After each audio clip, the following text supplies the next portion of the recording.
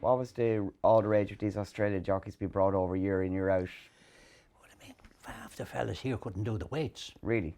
They were, That was the main reason, was it? a lot of them couldn't do weights, you Right. know. Like, most of them, like Ward was quite heavy. And Roach was heavy enough, you know. Roach was with the old man from when he was apprentice, and he rode them all, like, you know.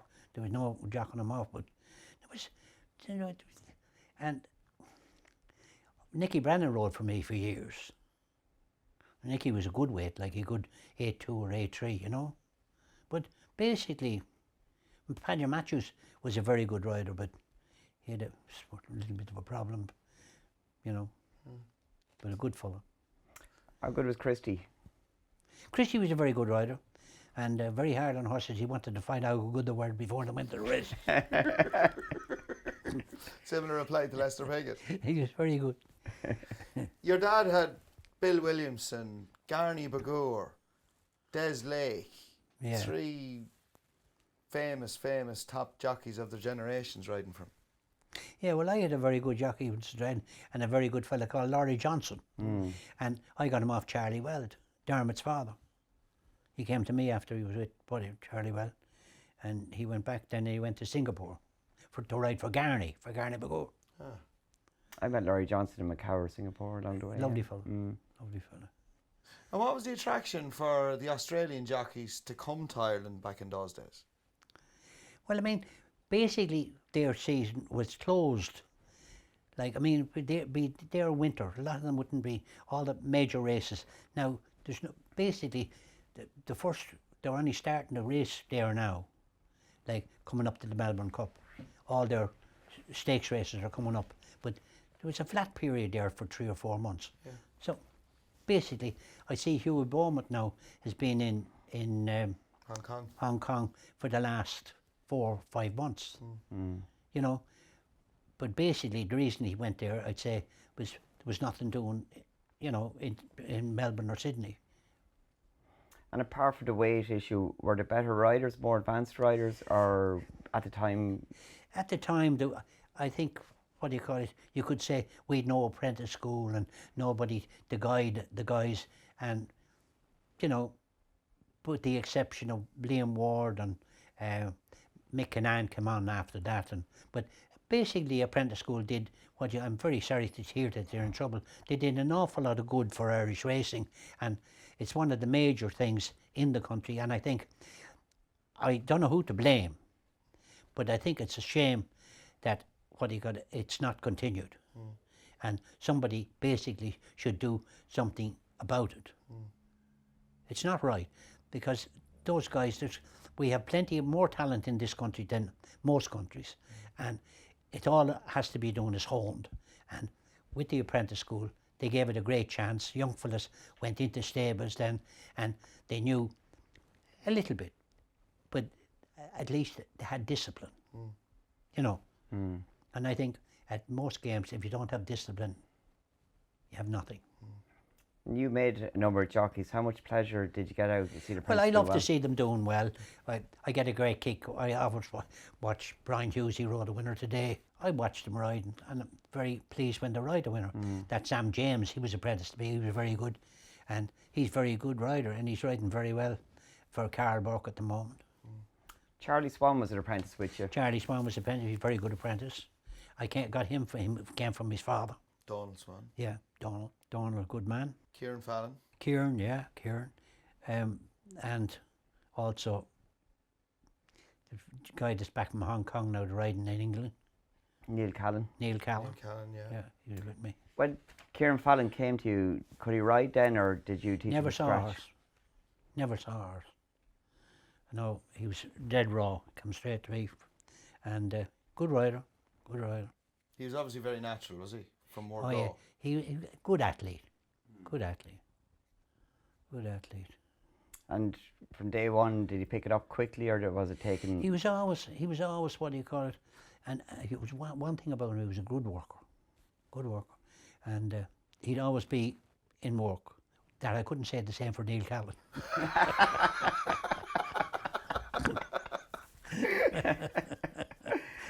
Were you surprised how well Kieran did later on in his career in England? I was delighted for him. I think he went to Jimmy Fitzgerald, and he did well with Jimmy. But what do you call it?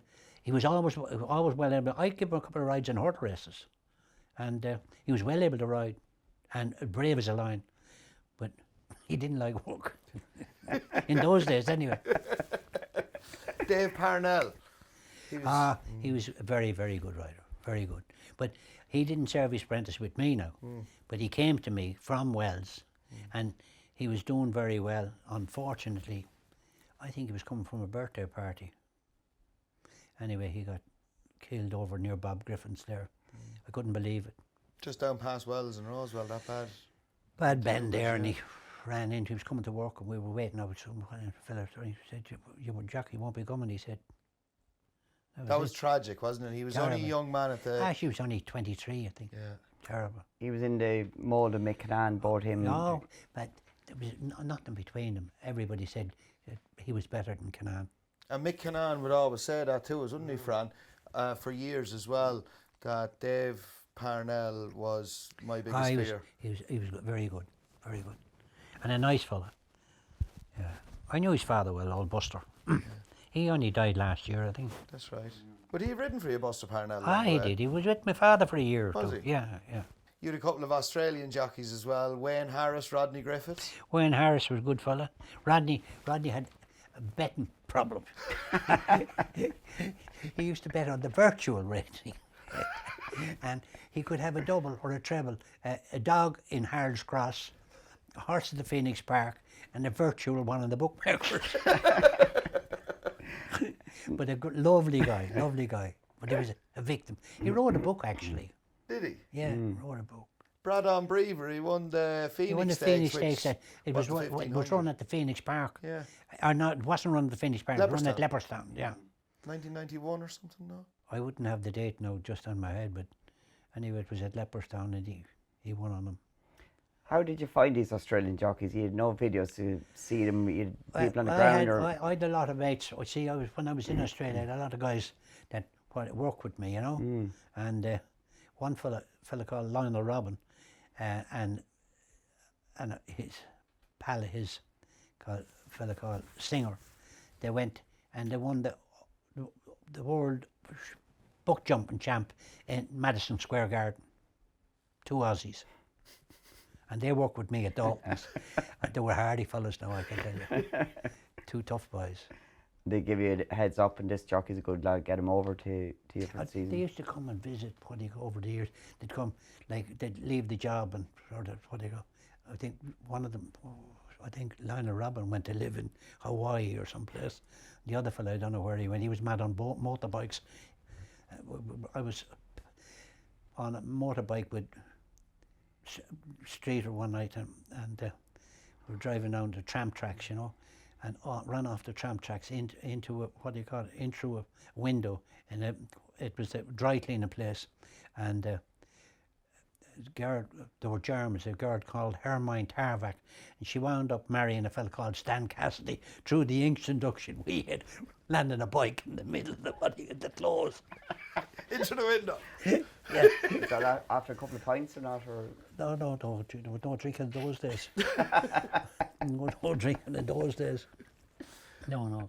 You know, got on those tracks that the trams are on, and you were riding a bike and you're doing a motorbike and you're doing 60 or 70 miles an hour, and you hit a bumper of any description. Anyway, we're lucky we weren't killed. Another jockey that wouldn't be familiar to many of us, he rode a classic winner for the Ledger and Connor Pass in the early 70s, Paul Jarman. Paul Jarman, yeah. He was a very, very nice fella, and he was from Queensland, and he'd rather go fishing than go to the races. And I started him off fishing, and he got hooked on the fishing, and he went back anyway, retired from what he got, and he bought a fishing boat, a commercial fishing boat, and that's what he does for a living now. And I went back to Melbourne in '96 with Oscar Schindler to run the Melbourne Cup, and he came down and we spent a couple of days together. But a hell of a fella. Was he with you for long, Paul Jarman? Couple of years.